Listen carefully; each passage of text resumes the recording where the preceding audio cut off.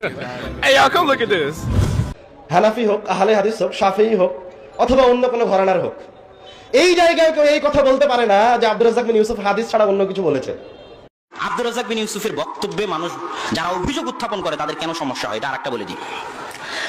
আব্দুর রাজ্জাক বিন ইউসুফ যে কথা এক বাক্যে ফুটিয়ে তোলেন, ওই কথা আমার মতো বক্তাদের ফুটিয়ে তুলতে কয়েক ঘন্টা লাগবে। এটা সত্য। এটা যে পড়াশোনা করবে সে বুঝতে পারবে। পড়াশোনা করে এসে দেখবে আরে আব্দুর রাজ্জাক বিন ইউসুফ যেটা বলতে এটাই তো ঠিক, কিন্তু উনি এক বাক্যে বলতেন। কিন্তু আমার পড়াশোনা ছিল না, তাই আমি জানতাম না।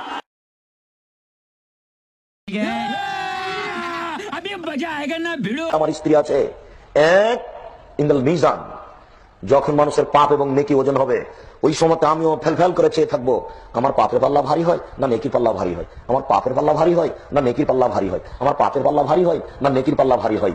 আমি এই দুশ্চিন্তায় থাকবো ওই সময় যে তুমি আমার স্ত্রীর কথা। এই চাঁদপুর বাজারে ঢুকে দেখছেন একটা 20 কেজি ওজনের মাছ 1000 টাকা কেজি। আপনি এই বাজারে একজন ধনী মানুষ, যদি আপনি এই মাছ না কিনেন তাহলে আপনি কৃপণ। না কেনার কারণে আপনি জান্নাতে যেতে পারবেন না। আপনি না কিনলে মাছ নষ্ট হবে সন্দেহ হতে হতে।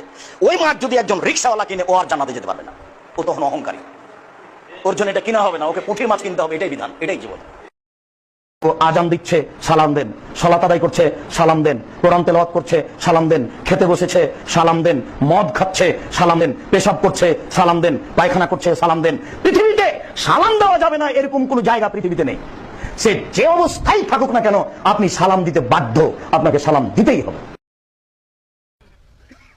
গাভীর পেশাবে কাপড় ভিজে নিয়ে সালাত আদায় করলে কোনো সমস্যা নেই, আমি বলি না যে তা করতে হবে। আমি বলছি এক বালতি গাভীর পেশাবে গায়ের চাদরটি ভিজিয়ে নেন, গায়ের চাদরটি এক বালতি পানিতে পেশাবে ভিজিয়ে নেওয়ার পরে ওই চাদর গায়ে দিয়ে সালাত আদায় করে নামাজ পড়েন, কোনো সমস্যা নাই, নামাজ হবে। কুরবানি হচ্ছে নেকির কাজ, করলে নেকি পাবে, না করলে না পাবে। কোটিপতিও যদি কুরবানি না দেয় কোনো সমস্যা নেই। কসম আল্লাহে, আল্লাহর কসম, আল্লাহে আল্লাহর কসম, 90 সাল থেকে নিয়ে এখন পর্যন্ত আমি কোনোদিন কোনো মাযহাবকে লক্ষ্য করে কথা বলিনি। সহিহ শাইখের কিছু মুনাফিকি আচরণ, মুনাফিকি কথা আপনাদের সামনে ফুটিয়ে তুলবো। কথা প্রথম উত্তর হলো যে আমি আব্দুর রাজ্জাক বিন ইউসুফ কোনোদিন কোনো মাযহাবের নিন্দা করিনি।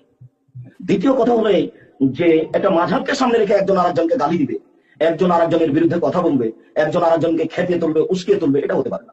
এইটা যদি কোনো আলেমের মুখ থেকে ঘটে যায় তাহলে বুঝতে হবে যিনি আসলে আলেম নন। আপনাকে আমি একটা কথা বলে রাখি, যারা মাযহাব মানে তারা কবর পূজা করে, এইভাবে শিরক করে। এই কথার প্রথম উত্তর হলো যে আমি আব্দুর রাজ্জাক বিন ইউসুফ কোনোদিন কোনো মাযহাবের নিন্দা করিনি। এই কথার প্রথম উত্তর হলো যে আমি আব্দুর রাজ্জাক বিন ইউসুফ কোনোদিন কোনো মাযহাবের নিন্দা করিনি। মাযহাব মানা জরুরি কিনা, মাযহাব মানা গুনাহের কাজ, জরুরি কেন?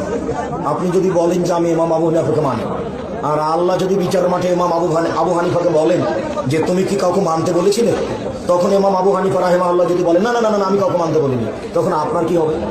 মাথায় কিছু আছে? খবরদার নেই, ওর মাযহাব মানবেন না, পরকাল হারাবে।